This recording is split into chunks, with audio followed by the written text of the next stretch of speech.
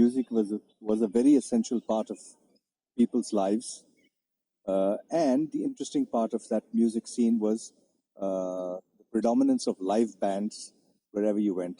Considering that recorded music wasn't too easily available, very few people had record players and gramophones.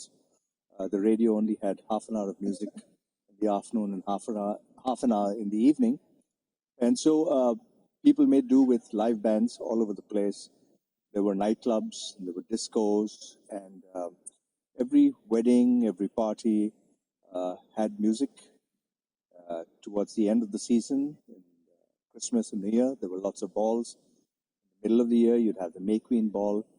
Lots of schools and colleges had their own balls and proms. So there was very vibrant social scene in the country at that time. Hmm. So, well, in terms of the music and the musicians, there was a nice transition because up to the 50s and early 60s, most of the music was on acoustic instruments or catering to jazz music. So you had piano, saxophone, double bass, drums, and later on in the early 60s, the electric guitar made it into the scene. And then you had more and more rock bands and rock and roll as opposed to the more traditional stuff. What is now the Movenpick Hotel used to be the Palace Hotel, and they had a wonderful nightclub there. At the Metropole, they had about 3 different nightclubs. Beach Luxury had 2. What is now the PC used to be the Intercontinental Hotel. They had 2 nightclubs. So there were lots of bands. Plus you had the Karachi Gymkhana had a band, and many of the other clubs also had lots of nightly entertainment.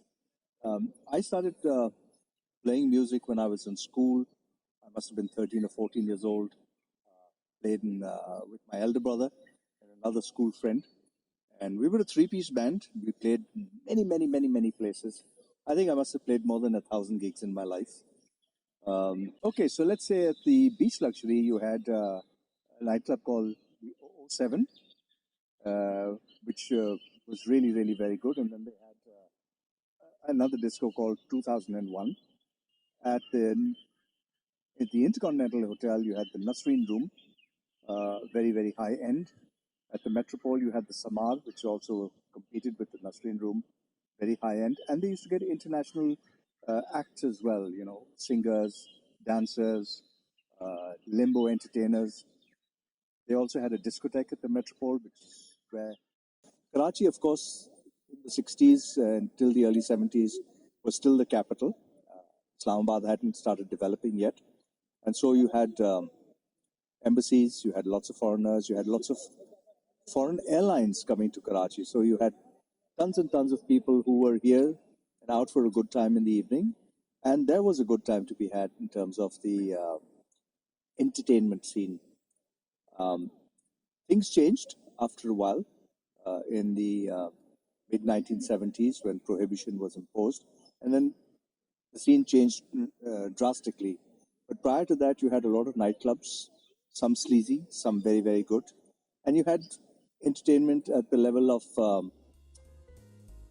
let's say, the common man, as well as people up to a good standard of living.